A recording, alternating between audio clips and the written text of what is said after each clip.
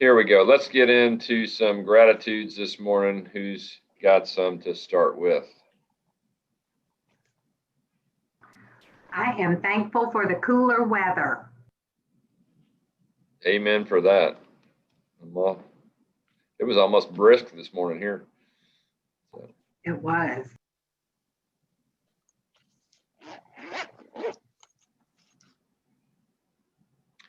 All right. Who else? Gratitudes, real estate related or not? Who had some good things on real estate this weekend?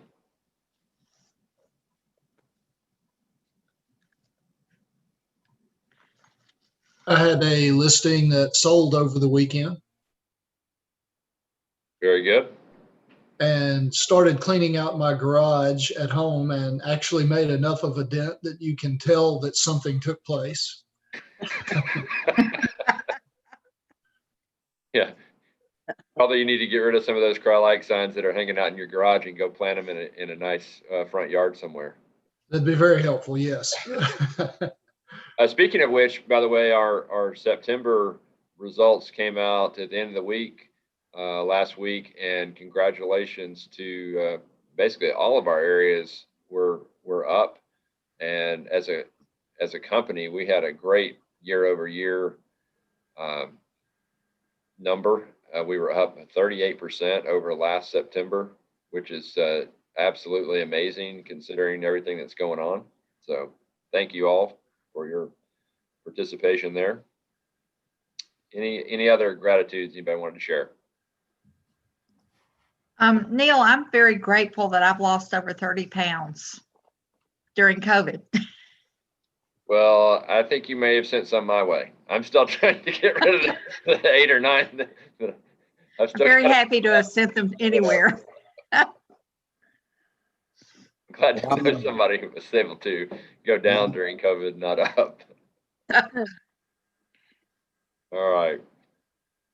Well, let's talk about a few things from last week. Last week, one of the ideas that we talked about was just that mindset of looking for transactions in that sea of abundance. And did anybody happen to go back and maybe look at their neighborhood or a neighborhood that they are active in or farm in and actually figure out what the transaction rate was?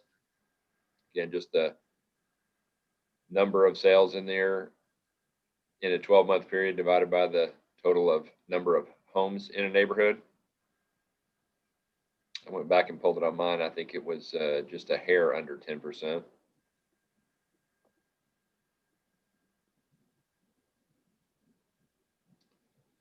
And then who remembers what the rest of these were? People want to do business with or will do business with? No, like, trust. Now, Pat, are you holding up that glass just to spite me since Tennessee beat Missouri over the weekend? Oh, how did you know? Oh, my son gave me a hard time about that. My wife and I both went to Missouri, so we were harassed all Saturday. I'm sorry. That's okay. No, like, trust, and what's the other magic ingredient here, folks? Flow. Flow. Thank you, Judy. So people can know, like, and trust you, but if you're not in flow with them, they may well go do business with someone else. So we talked a lot about flow last week, and we're going to talk some more about it today. As a great example, again, this was right out of the NAR home buyer, home seller report that comes out every year, and you can actually download that puppy for free this year at nar.realtor. But the purpose of this slide was to tell you that over 60% of the people basically are lost because 87% of the folks usually say either they would definitely or probably will use that same agent again, but turns out only about 27% do. And for the buyer side, it's even lower. So don't let that happen to you. Stay in touch and in flow with those people. Well, let's see here. All right. So we're going to start in chapter 24 this week. One of my favorite cartoonists of all times. The far side, kind of like somebody stepping on your oxygen line, right? If If you cut off flow, you will not be able to breathe, or maybe you'll breathe, you might not be able to last very long in the real estate business if you don't stay in flow with people. It's what keeps you visible and top of mind. So I'm curious, is anybody doing a flow to this amount with what he refers to as auto flow, basically 3 times a month or more? I know that's a lot. I think most of us feel like we're doing pretty good if we can do 1 or 2, but if you can really ramp up and get to 3 a month, that would be pretty strong.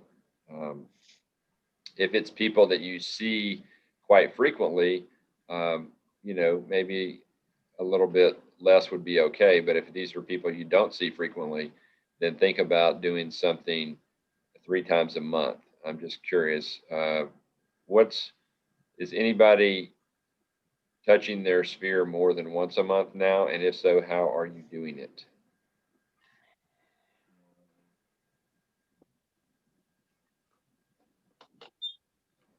Feel free to chime in here, folks. This is going to be a discussion. Neil, this is Bonnie Davis. I'm new to the team. Okay. How are you? Yeah, great. Thank you for joining us. Good. Thank you. Excuse me. I was just going to say the best thing for me is just to call people, make sure I make calls every day. And then what I try to do is take old clients out, or people that I think will become future clients, take them out for coffee or lunch, do maybe twice a month, do that. And then also it encourages them to, we talk about real estate, and even if they're not ready to do anything, it lets them know that I'm back in real estate. And if they have a neighbor or a friend, they can pass my name along. Excellent. One of the things, and there are complex ways that you can do this. There are extraordinarily simple ways that you can do this. One of the examples that is shared in the book is that, one of their guys just prints out his database once a quarter and carries it around with him, print it out, and just highlights or marks those people as he talks to them. So his goal is to, in addition to the things he's doing, say on a mailing basis, his goal is to either do a call or a face-to-face with those people every single quarter. So that's just an example of something that you could do. Who else is got some things that they're doing outside of mailing? Hey Neil, Okay. Jody Burks in Bella Vista, Arkansas.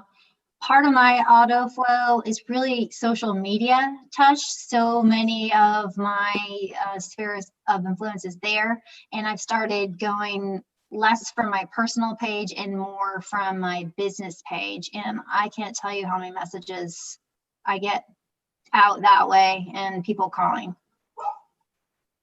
So tell me a little bit more about that. Are you reaching out to them on their page, or are you talking about things that you're just posting on your business page? From my business page. For example, I have this silly little dog. Her name is Zoe. And so family goes camping, and we take Zoe along, and then I post, Zoe and Jody recommend, checking out Devil's Den or something like that. And it's going crazy. So my name is out there with the realtor because it's coming from my page.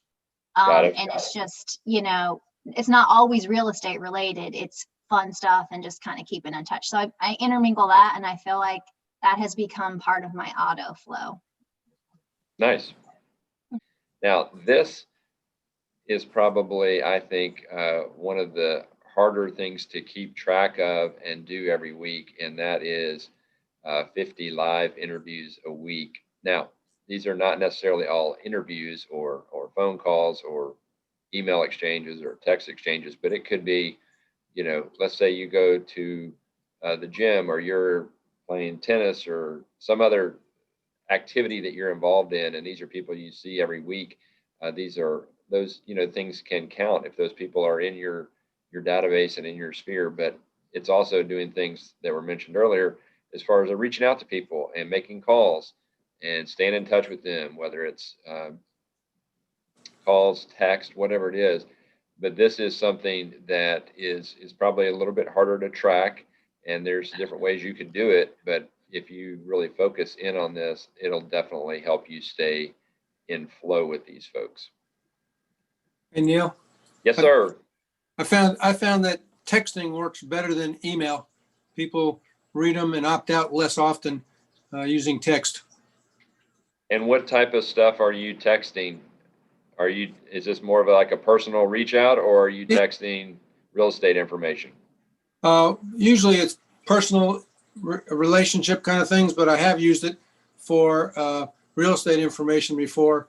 I have an app that makes it real easy to send them all out rather quickly, because you can't send them out fast, because then you'll be looked at as spamming.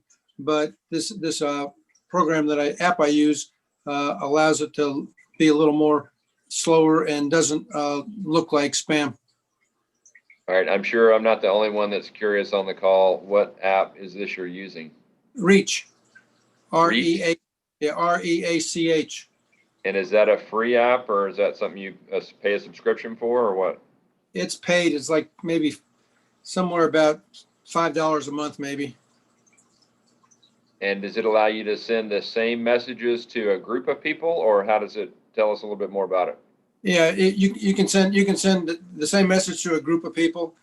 Basically, what you select the ones that you want, and they're queued up in there, and then one by one, it just pops up on the screen. You just hit send. Pops up on the screen. You hit send. Pops up on the screen. You hit send. You can send 100 of them in about a minute, but it doesn't do it automatically, because if it did it automatically, then it would be considered spam. Interesting. I'm curious. Anybody else using that product? I haven't heard about it before. I've seen some of this lately, and can you use this from your desktop, or do you have to use the phone? I haven't tried for my desktop. I've always used my phone. Okay, the one I saw was from the desktop, and I thought that would be handy, much bigger, easier to see. Bigger screen for those of us who need it. Yeah, some of us were glass of cheaters. Well, if you do it from your desktop, though, it'd be harder to get into a text form as opposed to an email form. Well, this is specifically for texts, and I can't remember what it's called, but I saw it on Facebook several times. It's been popping up now. You know how these things follow you once you pick it. But I haven't got the details on it yet. Well, that's interesting, Mark. I may have to talk to you more about that, and maybe we'll delve into that a little bit next week. But the next chapter here talks about flow quality. So different things that you might want to keep in mind as you're talking to people.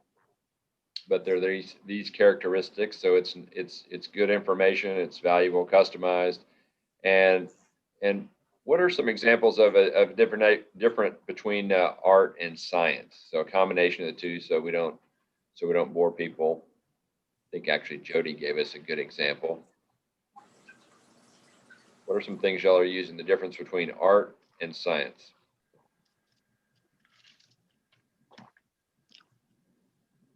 I didn't realize I gave a good example, except that I think the art side is like more touchy-feely, and the science is more facts, maybe about the industry, what the market's doing, rates that are out there. Yeah, I mean, she gave an example of visiting some parks that were in her area. To me, that's art.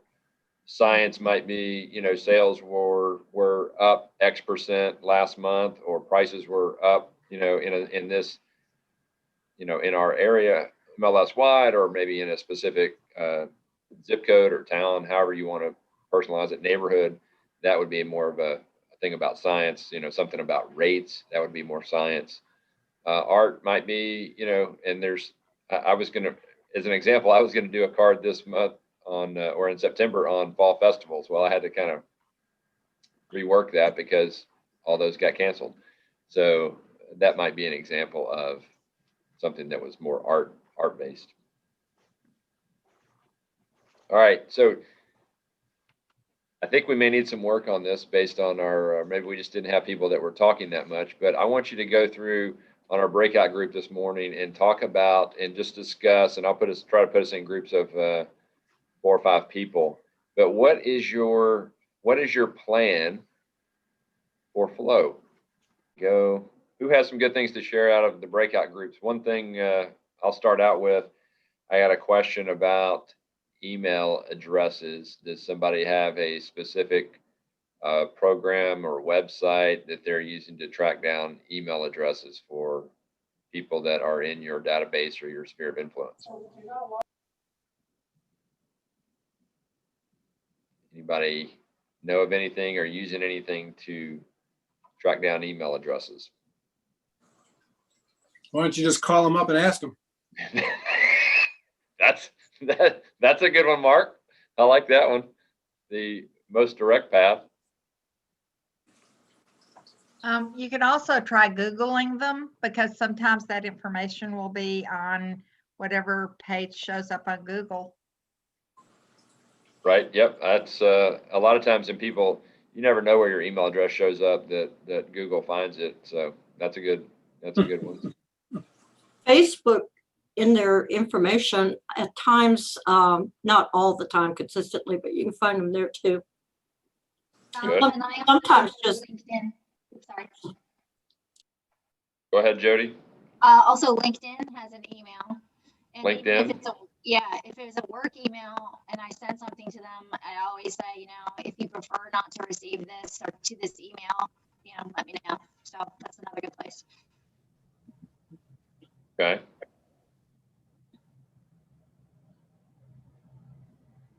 I like the chat there. Just call them and tell them you're updating your database. Yeah, that's basically what I tell them. All right, let's talk about this next chapter 25. He talks about an 8x8, and there was several people in the breakout group that I was in that were new to their area, and they, didn't have a big group of folks that they had been involved with. And the 8x8 is a great way to build your database, to rebrand yourself, or just maybe rejuvenate your database, because that database depreciates over time, right? So you're going to have to keep adding to it, because people are going to move away, or just you fall out of flow with some of those folks, and you're just going to need to replace people. So in chapter 25, Larry talks about what must go down in the real estate history of the greatest 8x8 ever. And this was a guy that he met at a chamber event and did an 8x8 and got in touch with this guy. And then turns out this guy moved 125 or 127 people to Fort Collins from other places in the country, and their company helped them, all those folks, buy houses. That's got to be one. Yeah, Go down as one of the best that's so cool. to add to your database ever, right? Oh, yeah. For those of you who are maybe working on building your database, or maybe you're new to an area, let's talk about some just thoughts from the group about different things that you can do. So let's talk about how are you adding to your database or building your sphere of influence, different ideas that you're using, or maybe you have used in the past.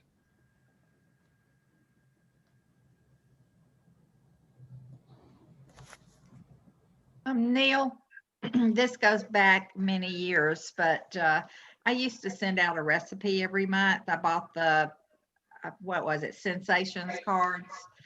And whenever I'd run into somebody, I'd just say, hey, I send out this recipe every month. I'd always carry one around with me. A new recipe every month. Would you like to be on my mailing list? And then I'd show it to them. They'd see that I was a realtor, that I'm advertising myself. But I put so many people on my mailing list. Over the years, I've taken a lot of those off too, because they didn't ever become clients. But it was one way to get people on. Great. Yep. And you never know. Some of those people, some people may do something, some may not. Like you said, she's working on rejuvenating her database. Yep. What else? One of the things, if you have not ever been involved in one of the business networking groups, I know a few people on the call. I know Pat's done this in the past. I've done it in the past. And there are some different ones. There's a Business Networking International. There is there's some competing groups to this. And I would encourage you, if you're new, you're working on building your database, go visit one of those groups in your area.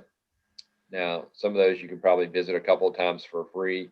Then you may have to join, but those are some good groups that you might want to check out. Other things, if you maybe go to some, and I know there's not as many of these right now, but different type of chamber of commerce events.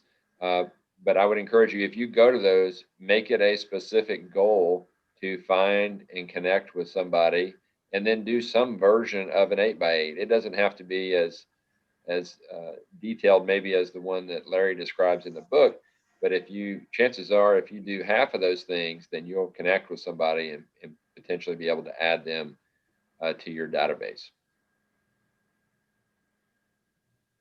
Anybody else have any ideas for adding people, building your database? I do something, I do a takeoff of the name badge. You ought to try wearing your name badge upside down.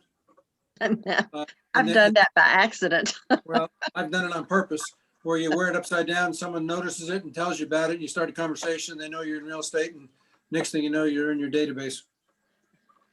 I have mixed feelings about that. That's hilarious. If I saw somebody with an upside, I would think they didn't pay attention to detail. I don't know. That's true.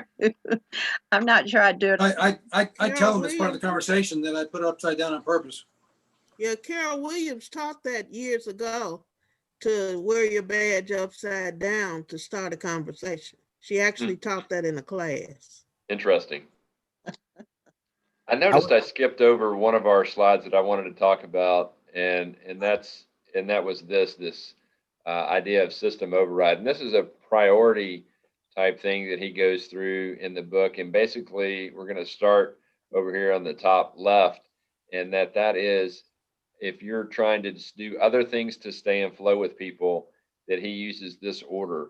And those are face-to-face, and then next would be talking to them, or voice to voice, then text, then regular mail, email, and he has email and social in there together, and then advertising.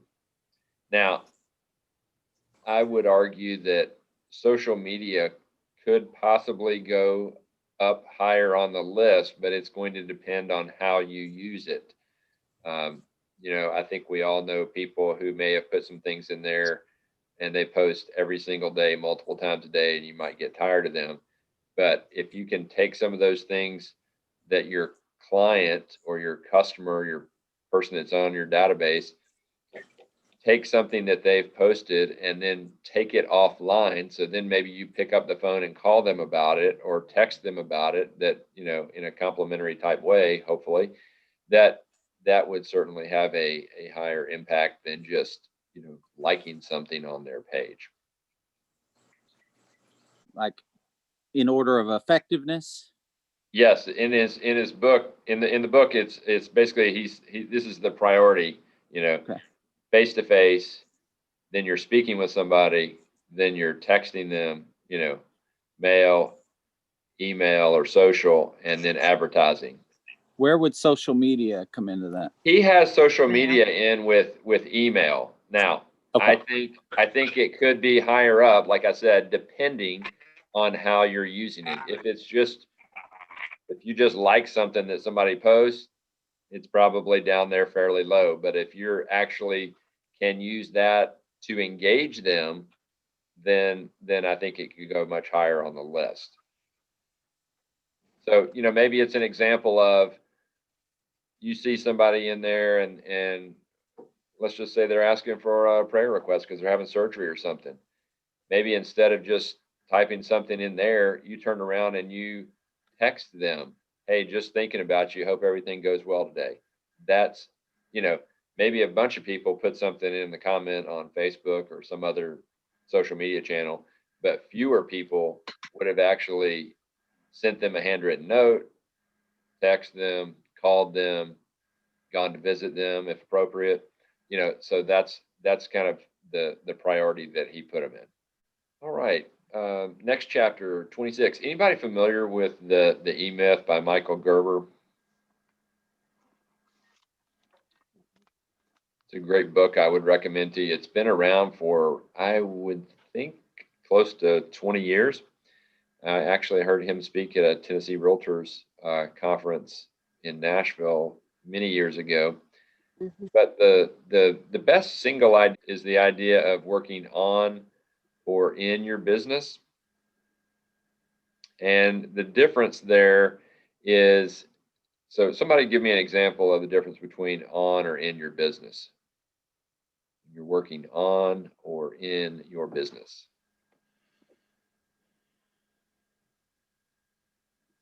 On your business would be working on your database or working on writing ads. Working in your business would be proactively calling clients or wannabe clients or going out and meeting people. Yep. So yeah, so working, and I think as realtors, a lot of times we get stuck working in our business and not on our business. So especially if it's a time when you're, can get a little bit busier. So maybe you're out showing property, you're doing things, and then you kind of fail to take a step back and work on your business. So, are you working on something to plan your flow out? So you're doing something, whether it's every quarter, every month, or a couple of times a month. So. May I ask the name of the book again? I'm sorry. Yeah, it's the E-Myth Revisited, and it's by Michael Gerber. Next, we're going to get into the Ninja 9, which I think are great for you to have on, whether you have it on a card that you can keep on your desk, or some way to remember this and go over this. So there's daily habits and weekly habits. So we're going to start with the daily habits. And here they are. So let's talk about some of these things. What about, we cover gratitudes every week in this class for a short bit of time, but it's basically just trying to think about those gratitudes before you do things like pick up your phone or start checking social media, just that you're going to start the day with an attitude of gratitude. Next, that you're going to show up, and in today's world, whether that means showing up at your home office or actually going into the office, but that you're going to show up, get ready, get dressed like you're going to work, and be ready to go show property if need be, or go to an appointment if needed, and that you're going to stay on agenda, you're going to stay on task, that you're going to do 2 personal notes, and that you're going to look at your hot and warm list. Somebody tell me a little bit about a hot and a warm list. What's the difference there?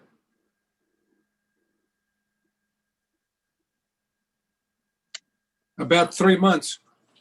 About 3 months. Yeah. So the hot list is somebody that you think and they think are going to do something in the next roughly 60 days, and they know it and you know it. And then your warm list may be somebody that's anywhere from 60 days to 12 months, and that they're, kind of thinking about it.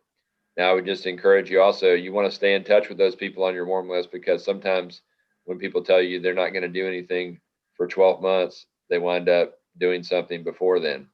I don't know if anybody's ever had that happen to them, but it has happened to me. So don't forget to stay in touch with those people.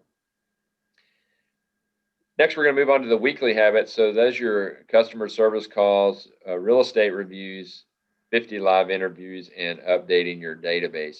So those customer service calls are these are people that you're currently working with. So whether it's a listing or a buyer, that you're just going to be reaching out to them proactively on a weekly basis so that they know what's going on. Sometimes if it's a listing, even though there might not be much of an update, you can call them with a no update. In other words, you're just reaching out to them, touching them. Nothing's changed, but you need to just continue to reach out to them on a weekly basis. She has something from the marketing that they do on a monthly basis talking about market-wide stats.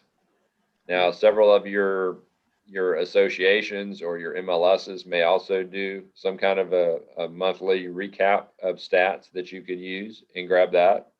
It just depends on how specific you want to get. Now, when I think about a real estate review, I'm kind of thinking more of the neighborhood level. Now, that may, if you're in more of a suburban area where you have defined subdivisions, I tend to just try to run it on a defined subdivision. If you're more in an urban area where, in some towns, those subdivisions kind of overlap and bleed into one another, then you may just do it in a radius type search. That's another way you can do it. Okay, thanks. All right, and then lastly, updating your database. And so one of the ways that this is a little chart that helps me just visually remember the Ninja 9 is, gratitudes, showing up, staying on agenda, the 2 personal notes, hot list, warm list, customer service calls, real estate reviews. The 50 there is just because I played darts and I know that the bullseye is worth 50 points. If you can do 50 of those, you're definitely hitting a bullseye. And then lastly, just a little laptop to remind me about the database. So I think the more you can keep these in front of you, the better off you'll be. And you can, if you don't pick up anything else out of Ninja Selling, if you could work on training yourself to work on these Ninja 9 every day and every week, then that will definitely help you. Do you want me to read part of it? Go for it. Read. We got 4 pages, so I need 4 volunteers. Okay. Mastery is one's career, and consciousness growth simply requires that we consistently produce results beyond and out of the ordinary. Mastery is a product of consistently going beyond our limits. For most people, it starts with technical excellence in a chosen field and a commitment to that excellence. If you are willing to commit yourself to excellence, to surround yourself with things that represent this and miracles, your life will change. And then in parentheses, it says, when we speak of miracles, we speak of events or experiences in the world which are beyond the ordinary. Thank you. Mm-hmm.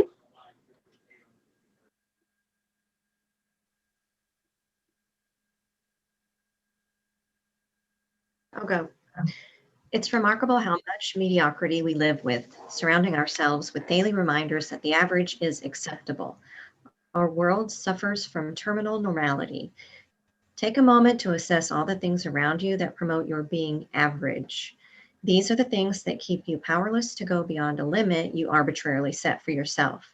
The first step to mastery is the removal of everything in your environment that represents mediocrity, removing those things that are limiting. One way is to surround yourself with friends who ask more of you than you do. Didn't some of your best teachers, coaches, parents, etc.? Another step on the path to mastery is the removal of resentment toward masters. Develop compassion for yourself so that you can be the presence of masters and grow from the experience. Rather than comparing yourself and resenting people who have mastery, remain open and receptive. Let the experience be like the planting of a seed within you that, with nourishment, will grow into your own individual mastery. You see, we are all ordinary, but a master, hold on, rather than condemning himself for his ordinariness, will embrace it and use it as a foundation for building the extraordinary. Rather than using it as an excuse for inactivity, he will use it as a vehicle for correcting, which is essential in the process of attaining mastery. You must be able to correct yourself without invalidating or condemning yourself, to accept results and improve upon them. Correct don't protect. Correction is essential to power and mastery. All right, thank you all for helping me with that. And with that, I would encourage you work on those Ninja 9 this week. And also, if you don't have a database pulled together, I want you to start working on that. And you can start by thinking about who's in your phone and go through that in detail and start adding those people to your database. And hopefully next week, if you don't have one, I want everybody to have their database with them next week so that we could talk about it, show everybody your database, just so that you'll get it done. And we'll be covering pages 132 to 156 next week. I appreciate you being with us today, and I'll stay around for a few minutes if you have any questions.